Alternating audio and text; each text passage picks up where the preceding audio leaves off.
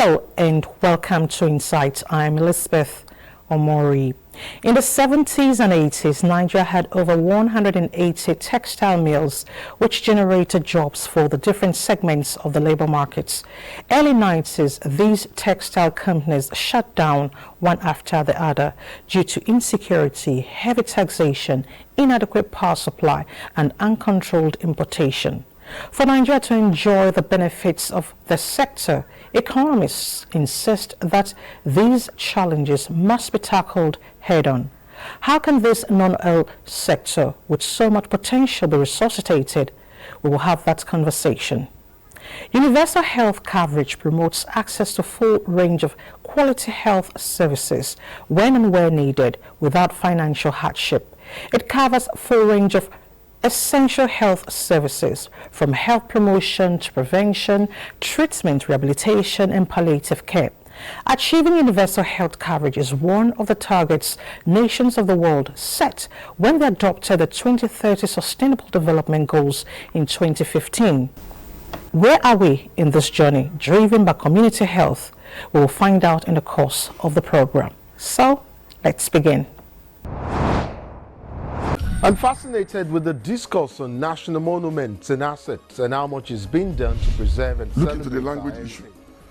We have turned English to become like a pride value in our own cultural values. National cash transfer is not a COVID-19. Invasion 1897 was a deliberate you know, many of these people coming to the urban areas now. These and applications, there are terms and conditions that of course it is the union of two people, a man and a woman coming together. My name is Nnamdi Odipo. And I'm Elizabeth Omori.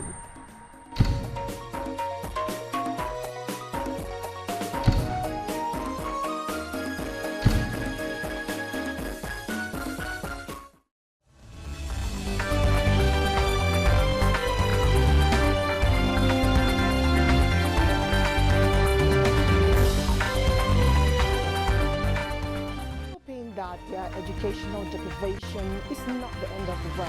Agencies and stakeholders to proactively tackle these challenges.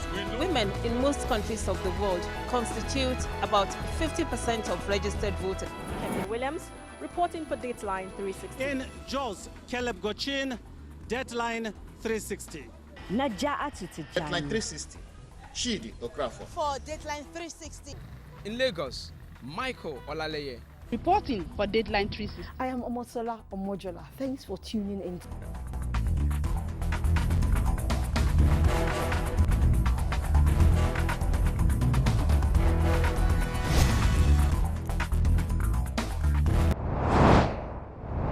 In 2019, former President Muhammadu Buhari mandated the Central Bank of Nigeria to make special funds available for local production of textiles and garments in the country. Counterfeiting of fabrics, porous borders, and smuggling actors in the industry say have hampered the growth of the sector. How do we make this important sector viable? My guest, Mr. Anibi Achimogu, President, National Curtain Association of Nigeria, will speak to us. Mr. Anibi, thank you so much for joining us on Insights. Thank you so much for having me. Let's begin with the assessment of the industry since the implementation of Executive Order 3. How has this industry fared? Well, thank you so much for this question and this opportunity to shed, well, the little understanding that I have in the sector and the challenges and so on and so forth. But the truth of it is that I think the industry is yet to get off its feet. We have not fared well under the Executive Order 003. And simply because there's been this link, so to speak, between, of course, the industry value chain. And I think, honestly, that also we're not getting the kind of patronage that we expect that the order would have actually generated. So when we talk about the cotton production, it is not to the level that we ought to have it. When we talk about, you know, the ginneries and the textile mills and all that, we're still actually quite a long way away, I'm afraid to say, because that link that value chain link and that objective that that started the intervention in the first place, or the objective of that intervention, were yet to fully recognize and, of course, fully implement. So why is there so much delay in revamping this critical sector? For one, I think that, you know, consistency or inconsistency, I think, is a problem. For instance, this sector has been near comatose, you know, has been grinding to a slow halt for more than 20, 25 years. And it's not something that you expect that, you know, will be revived just with 2 seasons of intervention. Because under the Anchor Borers program, actually, it was 2019, which was June 2019, and also June 2020. So that's really 1 year of intervention. And the idea was that cotton production will be sustainable in the first instance, which will spur investment and encourage the industries existing otherwise to be revived and to be able to participate in the value chain development. So I think that we have not been consistent enough. And I always say that, you know, when you start a program or an intervention or any, I mean, if there's any challenge, what you need to do is to go back to the drawing board and you know, tweak it, you know, just, you know, learn from the lessons, you know, and then be able to implement fully new methods and new strategies and so on and so forth. But you don't throw the baby out with the bathwater, so to speak. No. All right, you know, on NBS data show that the importation of textile rose by 100.3% to 365.5 billion in 2022 last year, the highest in 15 years, from 182.5 billion in 2020. From these figures, can we confidently say importation is a problem? Well, yes. I mean, importation is a challenge. But I think that mostly it is what we call smuggling, right? The kind of the porous borders and the kind of volumes that actually come into our country through the back end. And we're talking of also, you know, second-hand textile products and so on and so forth. Those volumes are high. But then, if you look at it from the other side, or the consumer side, if there's no alternative, if you are not providing that the need of the consumer, the Nigerian, then they have to find a way to clothe themselves and to also be able to utilize textile products that they need for various purposes. So I think that, yes, of course, the importation and the smuggling is quite huge. But then we can reverse it. We can reverse it because the industry infrastructure is on ground. Yes, we need to modernize. Yes, we need to bring ourselves together. And I think that the industry players particularly have a significant role to play. And I remember that on the 5th of April 2022, we all actually called ourselves together in Abuja and decided that, look, we need to drive this industry. It's our industry. It's an industry that we have invested perhaps more than 1 trillion naira in assets and so on and so forth, and that we can't let it go to waste. For instance, a cotton ginner cannot convert its factory to process any other thing except raw cotton. So if you don't encourage production of cotton, that is by the farmers, you know, seed cotton production, then the ginner is actually dead on arrival, so to speak. Okay. You know, oftentimes when we talk about importation, there's always an increasing demand in foreign products. And this is another factor that we need to look into, our taste for foreign goods. Shouldn't there be a reorientation on locally made products? And why don't we believe in what we have? Well, you are right. I think that over a number of years now, I think Nigerians have gotten used to importation. You know, but the truth of it is that even when the smuggled textile products were coming in or are coming in, and the Nigerian production was ongoing, you couldn't compare the quality. Nigerian quality fabrics were far better than what was being imported. Of course, the consumer perhaps is not looking so much at quality, but looking at price. And that's something that, of course, the industry has to deal with. The orientation, like you said, if we kick in this Executive Order 003 and we begin to actually patronize our own products, we begin to see actually that the quality is not bad and that actually it fits to our sense of fashion, so to speak. So yes, there's a lot of work that needs to be done in that area. Orientation is key. Okay, I'm glad you mentioned price. This is another factor we really need to look into, because oftentimes when these fabrics are imported into the country, they're actually very cheap. So should there be a regulation? Well, I mean, the truth of it is that, the quality matters. And, you can obviously send in your products cheaply into a market that does not consider quality. If there's quality considerations, I think that price issue will not be as a main factor, so to speak. We need to reorientate and begin to talk about appreciating what quality in the first instance. We need to begin to say to ourselves that why we will be living and wearing used items, all those things need to come into play. The importation is a serious factor. I think as I speak, there's more than $5 billion a year that we spend on textile products. If we reverse that, that's more than 2 trillion naira that we can put back into the sector to improve, the production of cotton, the processing, and so on and so forth. And I think that we can grow our industry back to the golden years that we used to have in our country. Okay. Now, how many textile mills do we have currently in Nigeria? Well, currently, we have, the numbers have dropped to as low as 7, from 180, for instance, or above 180, I would say even, The Januaries, for instance, were 51, but today, I guess there's only about 23 that are functioning. So, there's a lot of work that we need to do. It's a critical, just like you mentioned in your introduction, it's a critical sector. This is a employment generation sector, wealth creation sector.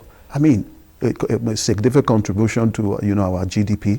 The fact that it is actually providing the basic necessity of life, which is clothing. By 2050, Nigeria, I think, is estimated to be about 400. That's population-wise, 400 million. We can't continue in this manner, not being able to clothe ourselves, but particularly because we were doing it in the past. So we just really need to sit down and rejig and make sure that we go back to where we were. Okay.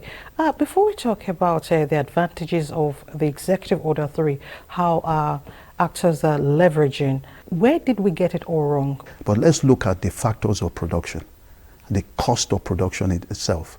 And I think that, for instance, where you don't have power, reliable power, it's a significant, it's a significant, it has a significant negative impact on production.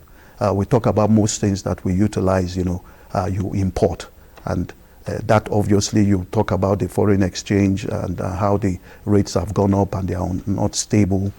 We talk about what actually can be produced through our petrochemical industries, but no longer available, so you have to import, and so on and so forth. We talk about equipment and machinery that also we don't produce. And I believe that we have the capacity to produce those ones, but everything is imported. So if we are relying on countries that we are supposed to be competing against, then obviously it's a tall order.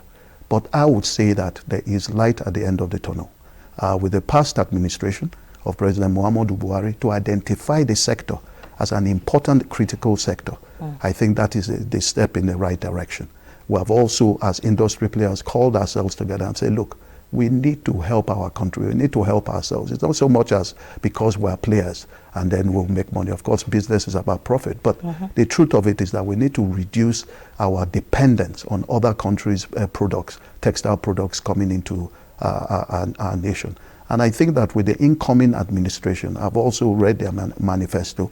They've said they will look into cotton and textile because they know the importance. This ought to actually be a national asset. It's so critical that it needs to be. And cotton is unique because it's the only industrial and food crop, and we see the wide value chain of cotton. It can actually drive an industrial revolution in Nigeria. So it's important that we look at the benefits, the value chain of the sector, the socio-economic impact of this sector, and honestly grab the bull by the horn and go for it.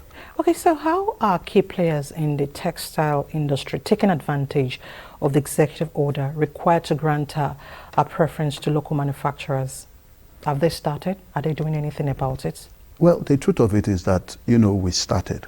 Okay. I'm proud to say that under the Anchor Brewers program, the cotton value chain was actually the first commodity crop that was actually targeted vis-a-vis the value chain development. So as the Anchor Brewers program supported farmers to cultivate cotton, they also supported the ginners to process, they supported the textile mills to produce fabrics, and also the garmenters and so on and so forth. And at the end of the day, there was an MOU that was signed with the Uniform Services of Nigeria, So that link was created under the program. So I think that we have achieved.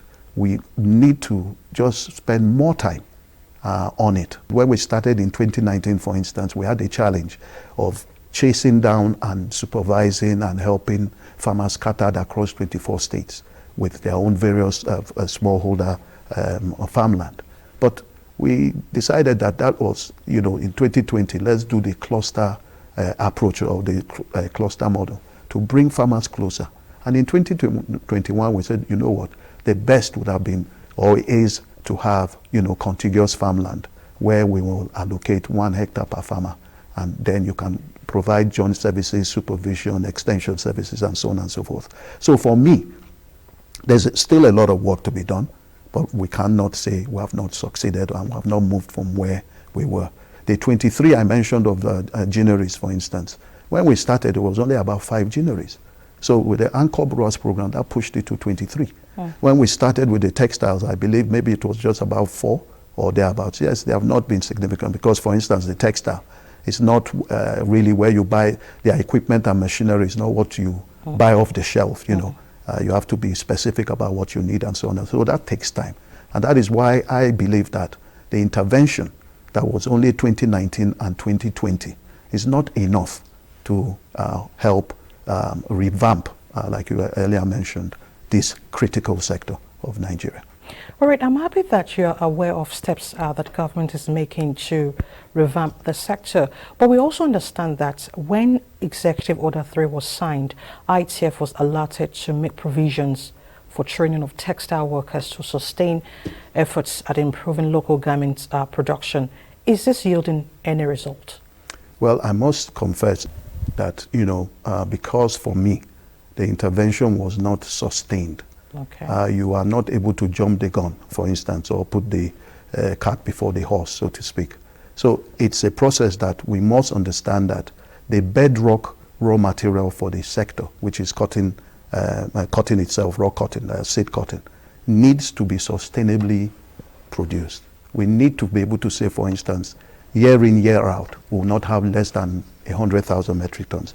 By the way, our neighbors are doing 700, 1 million. They have less land, less population. So I believe that Nigeria can jump and become number 1, at least in West Africa, in terms of cotton production. So if you are not able to sustain that, it doesn't encourage further investment. It doesn't encourage you now looking for new labor force, for instance, to be able to now say you are training them to take up positions that don't exist because you don't have enough feedstock in the first instance. Okay. Now, something came up, partnership, while we were actually dissecting this topic before you came in. A partnership with other countries or foreign textile companies. Have you thought along that line? Well, for instance, one area that we believe that we need, a partnership or good partnership or partners in is that's cotton cultivation in the first instance, because the key, which is planting material, these cotton planting seeds is what we need to, collaborate and partner with countries that are getting it right, or have gotten it right, to be able to, implement back home what will help us to be able to sustainably produce cotton. That said, we look at the ginnery, we look at the textile, and honestly, we already have the infrastructure. So the partnerships that we're talking about should be more in terms of market trading. How can we actually, and for instance, if we're not careful, I keep saying this, that the African Continental Free Trade Agreement that we have signed, Nigeria becomes a dumping ground if we're not. So perhaps if we say to ourselves, okay, you know what, we're not very good with cotton production, but Benin Republic is very good in cotton production. Okay, can we work with them whereby they will feed our ginneries with their raw cotton, or rather they will feed, our textile mills, the spinning mills, with their cotton lint, which they exported. Last year they exported over $600 million worth. So they have the volumes.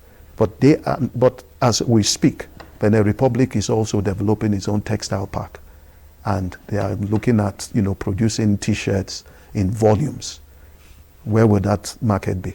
It will be Nigeria. Of course. So I think we really need to really sit down with the incoming administration, have targets, implementable targets. We are very good with policies, we are very good with things on paper. But when it comes to implementation, I think we lack that seriousness, let me put it that way. So we need to really sit down and get it right. Okay. Talking about the new administration that has come on board, as a Nigerian, what are your expectations? Well, first and foremost, I think the immediate expectation for me is implementation of those points in the manifesto, particularly in agriculture. I think would also be something that we're expecting that they would do diligently as they have indicated. As being able to identify critical, sectors, critical crops, that can actually, jumpstart and contribute significantly to the GDP of our nation. We're expecting a serious government. We're expecting a business-friendly, private sector supporting administration. And I think that, another thing is that as Nigerians, I think it's about time we begin to become proud of ourselves, and of course for pride to come in, so to speak, we need to do the work. We need to really grind in, and we need to take over, our role as big brother of Africa. We're not doing that at the moment. So we have a lot of expectations, obviously. Security to return, because for instance, without security, farmers going into the farms becomes difficult to produce cotton and any other crop, actually. We need financing, we need financing system, financial system, the structure, and to be able to really speak to specific sectors. If we are competing globally, already we lose out when we're talking of 30% interest rate, and as against countries that are doing maybe 2%, 3%. We're in the same field and we're competing. Bangladesh today is doing over $38 billion yearly from textile alone. They have a textile ministry, India, China, and the likes. China has, strategic reserves, where the government is actually involved in ensuring that the raw material for the textile industries are available. So when there's a glut or when there's a scarcity, they release them. So, these things. So yes, it's private sector. I want private sector to take the lead. But honestly, we need a support enabling environment. You need a business-friendly administration that will enable that and encourage investment, both locally and from the internationally. All right, Mr. Anibe, you sound very optimistic, and I think I like that confidence.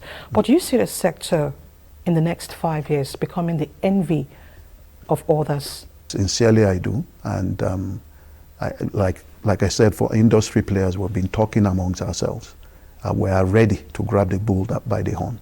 If we have the support that and look, to be fair, government has tried. I mean, I'm not taking anything away from government and what they've done, but I think we want more. Like Oliver Twist, we want more. We need more because we know that this sector can be of significant impact, positive for our nation. And that is why I believe that, look, it's a no-brainer as far as I'm concerned when you talk about employment, when you talk about wealth creation and so on and so forth, industrial revolution. We need it. I do see that Nigeria's CTG sector, first and foremost in cotton production, I believe that we can at least, if not be number one, we'll at least be within the top two countries in West Africa producing cotton, all things being equal. I believe that our textile industries also will come back. I believe that we'll begin to actually push our products into the West African market in the first instance, over 600 million, and also West Africa before we even talk about international export of our products. So I believe that the CTG sector of Nigeria within 5 years would have at least a contribution of not less than 10% to our current GDP size. To our current GDP size. Anebe Achimogo, we want to thank you so much for your thoughts on Insight this week. Thank you so much. Thank you for having me. Thank you very much. I'm fascinated with the discourse on national monuments and assets and how much is being done to preserve and Look into the language issue. We have turned English to become like a pride value in our own cultural values. National cash transfer is not a COVID-19. Invasion 1897 was a deliberate many of these people coming to the urban areas now. These and applications, there are terms and conditions that of course it is the union of two people, a man and a woman coming together. My name is Nnamdi Odipo. And I'm Elizabeth Omori.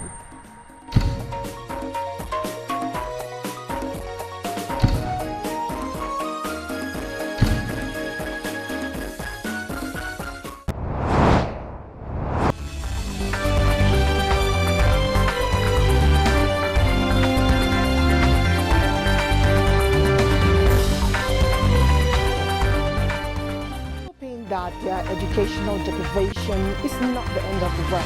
Agencies and stakeholders to proactively tackle these challenges. Women in most countries of the world constitute about 50% of registered voters. Kevin Williams, reporting for Dateline 360. In Jos, Caleb Gochin, Deadline 360. Deadline 360. Shidi Okrafo. For Deadline 360. In Lagos, Michael Olaleye. Reporting for Deadline 360. I am Omosola Omojola. Thanks for tuning in.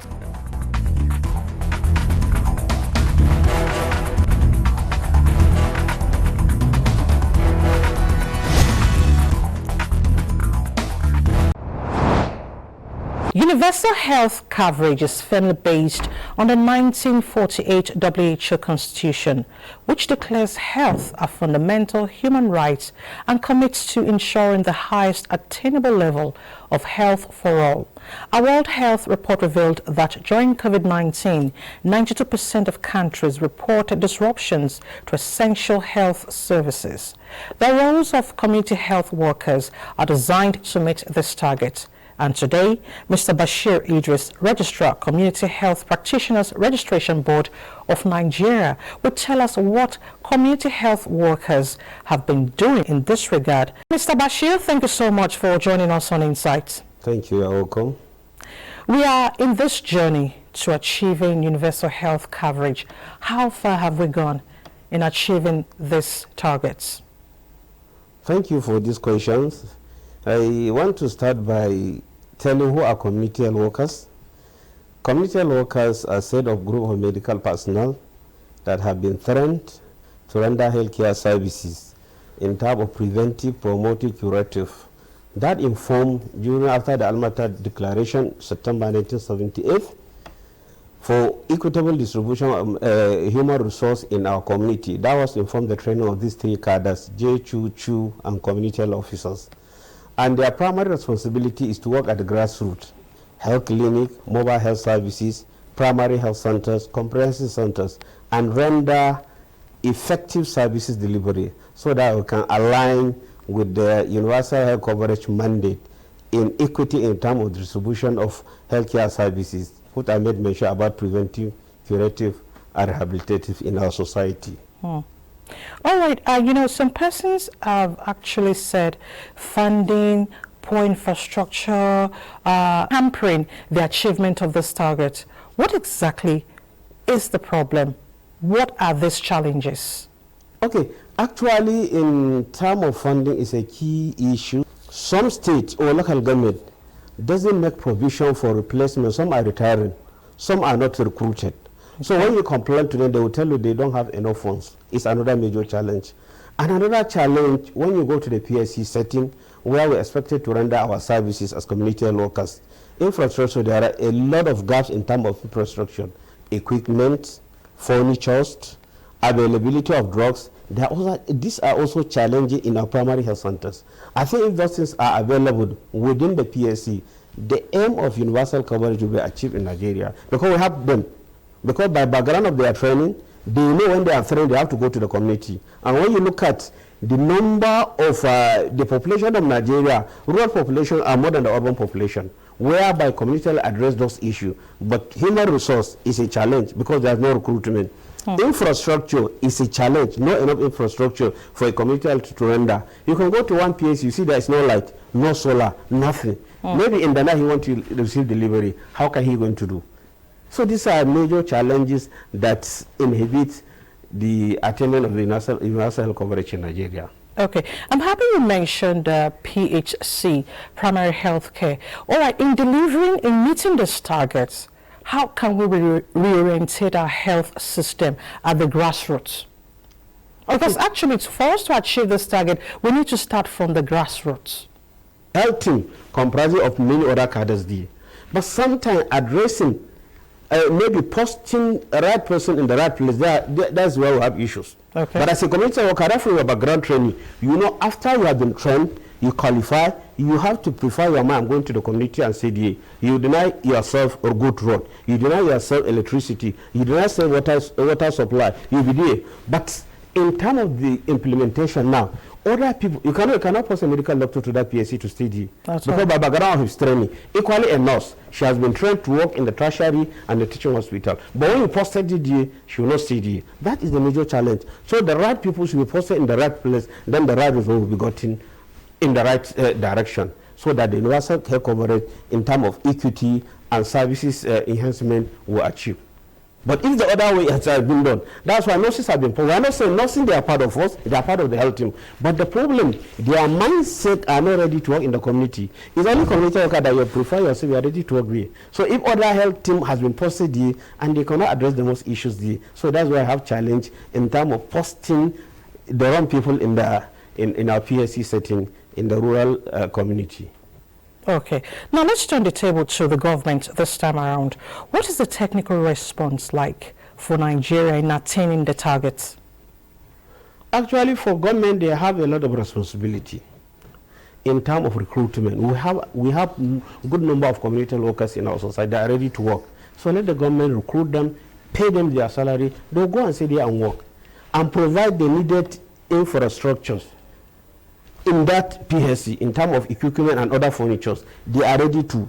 Then the policy statement in terms of the implementation of PSC in our community need to also look at those processes. So if those things has been addressed, I'm telling you the aim of universal coverage will be achieved. Provide the human resources, provide the infrastructure, and the right people have been posted to the right PSC, and the right result we can get to achieve universal coverage. Every people will get their what? Their health care at their doorstep. That's the role of the community workers. We can go to their community because our name is community workers. We work in the community. Majority, when we look at the tax, a JHU supposed to spend 20% in the clinic, but 80% in the facility. Well, a CHU spend 40% in the community, 60% in the facility. Well, CHO spend 10% in the community, 90% in the facility. So look at the synergy between the facility and the community. So I think the issue of addressing health challenge within that community will be a theme of the first if this policy are really implemented the way it come before. Okay.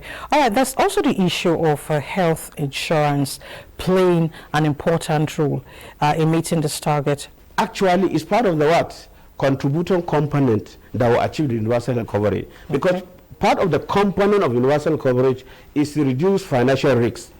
So if really there are health insurance at the national, at the state, even at the local government, I'm telling you, this will really address the universal health coverage, because people can be insured, their health can be insured, they have the access to have the needed health care services at any time, at any fair, at any point, whenever they need. So I concur with what you are saying. The national health insurance policy is very important. Even the state insurance policy is very important. Really, when it has been articulated, and I would add value to universal coverage, what we need in our community, and the people can get the right health at the right time and when they need it. Because when people are insured, they have the liberty and the access to come to the facility.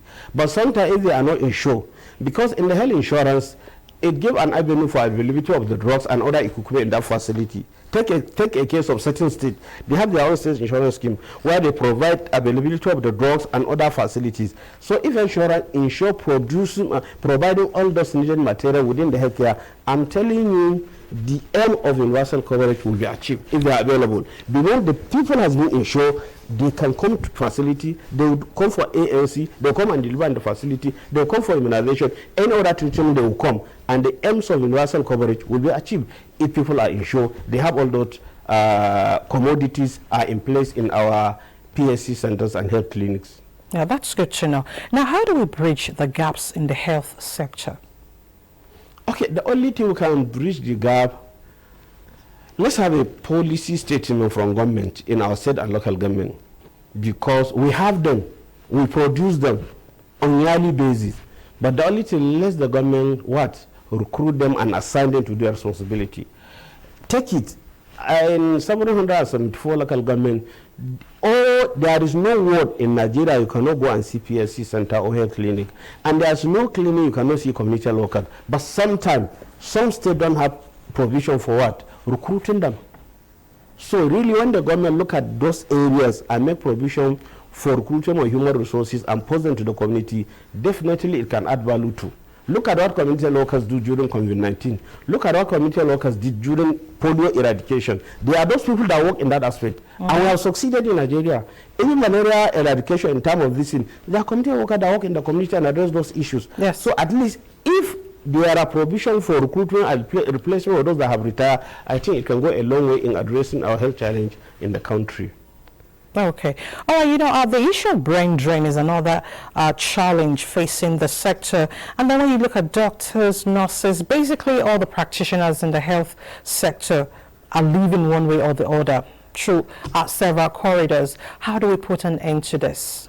I'll talk to myself as a community health worker. Yes. In community health worker, we don't have brain drain. We have them in Nigeria. They don't go out. I think brain drain are more in medical doctors, are more in nurses. But in community health worker, we don't have brain drain. But actually, in other fields that have brain drain, people moving, at least the government has to address this issue. Because I think the most competent health worker in any expert when you go out, you see it's a Nigerians. Either a nurse, either a medical doctor, a pharmacy, or laboratory. So government should look at areas they can address this issue and avoid them going out when they have received their training, because we have the better setting in terms of training of our health team in Nigeria. When you go to medical school, when you go to nursing, when you go to school of technology, we have facility that train them. But at the end of the day, they move to outside to the country. So I think government should look at this area and address it, so that we don't have a brain drain. But in community, we have them abundantly in Nigeria. So the only thing the government is to absorb them into the scheme of service, and result can come out. We need to address some of the issues. Now that a new government has come on board, do you have expectations as a medical practitioner? Yes. First, I want to appreciate the outgoing president and other governors in Nigeria.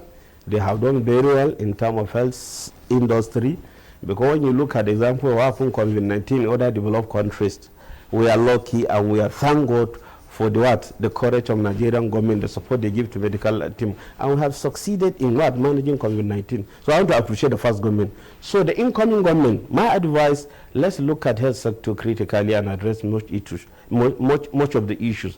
And the issues should be addressed holistically, because I told you health is a team. team comprising of many professionals and many cadres. So if they are addressing issues of the health team, should be addressed holistically, not addressing A, leaving B, addressing C, leaving D. So holistically, bring all your issues. So if the present president can look at this area and address it, I don't think we can have a lot of, we will not have more crisis in the health industry. And what we want to achieve for the universal coverage can be a true expectation. We can get the, so that's my advice to the incoming government. Let's look at holistically, call all the team, medical team, sit down. What are your challenges and address it? I think when this is being addressed, I think we will not have much issue of either strike, whatever in the health industry. Okay. There's the issue of medical tourism as well. Can this ever be stopped? Medical tourism, yeah. When we have better infrastructure, why spending my time, risking my time going for medical tourism outside?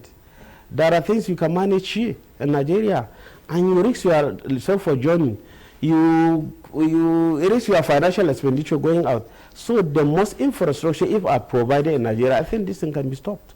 And I can go to, as in the rural community, case of hypertension, somebody must go to teaching hospital. Malaria, I can go to teaching. No, a community worker can manage this condition within our doorstep.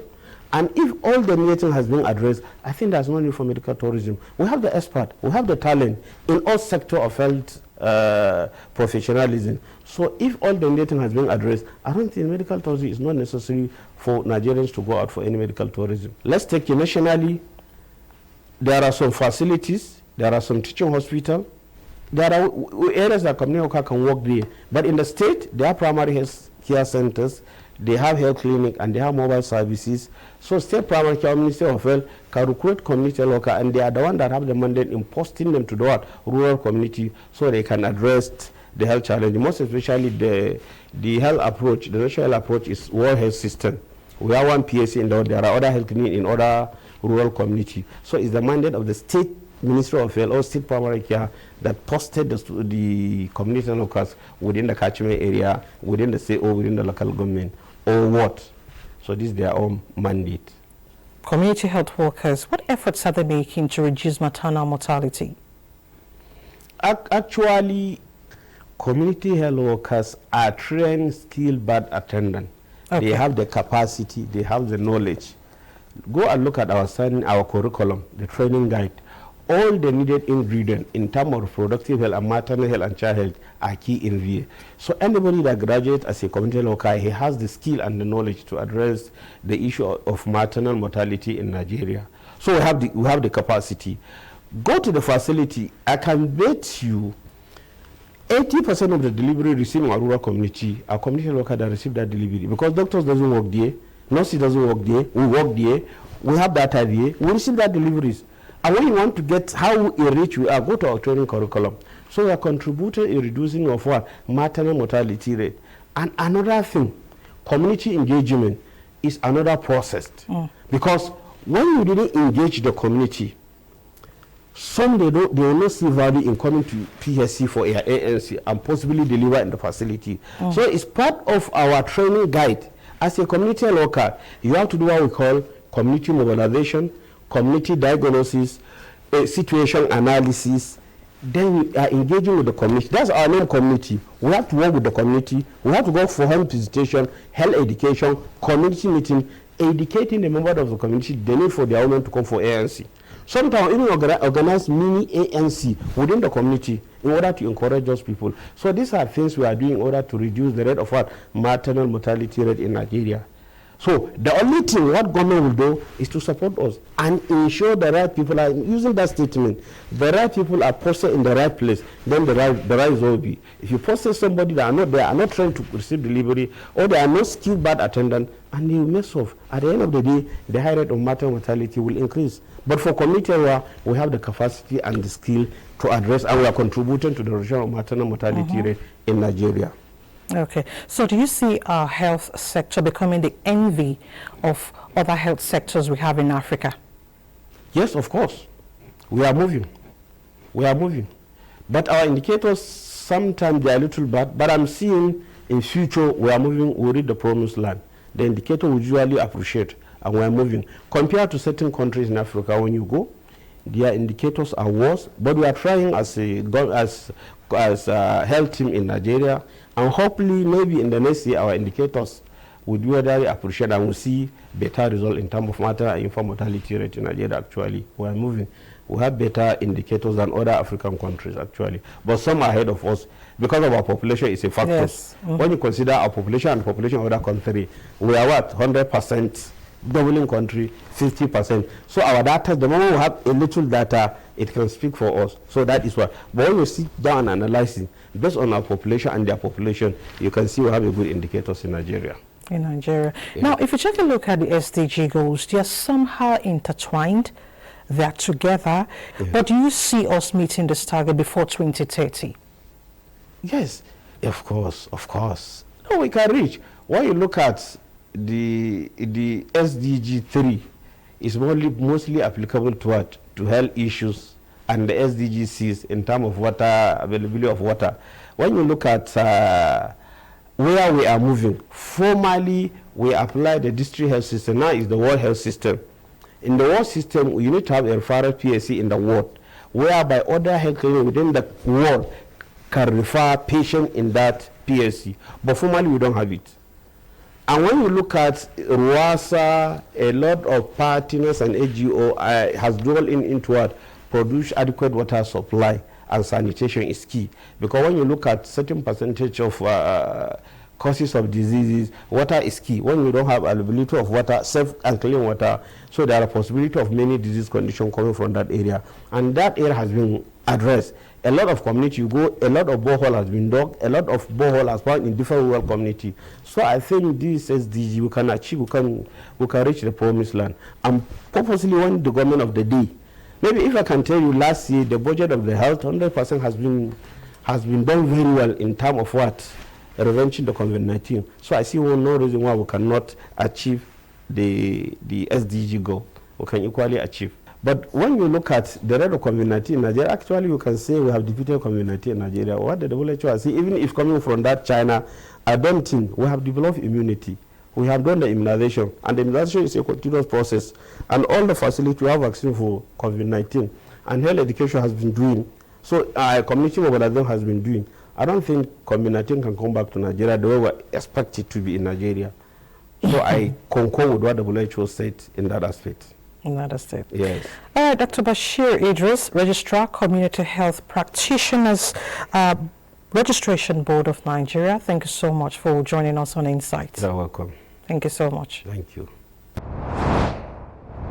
I'm fascinated with the discourse on national monuments and assets and how much is being done to preserve and look into the language issue. We have turned English to become like a pride value in our own cultural values. It's not cash transfer. It's not a COVID-19. Invasion 1897 was a deliberate many of these people coming to the urban areas now. These and applications, there are terms and conditions that of course it is the union of two people, a man and a woman coming together. My name is Nnamdi Odipo. And I'm Elizabeth Omori.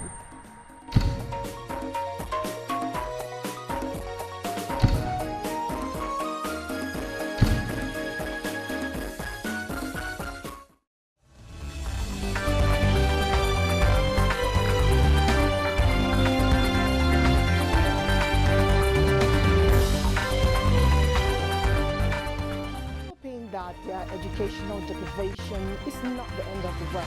Agencies and stakeholders to proactively tackle these challenges.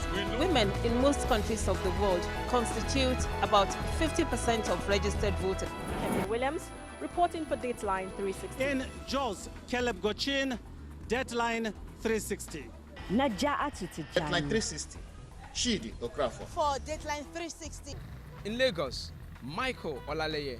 Reporting for Deadline 360. I am Omosola Omojola. Thanks for tuning in.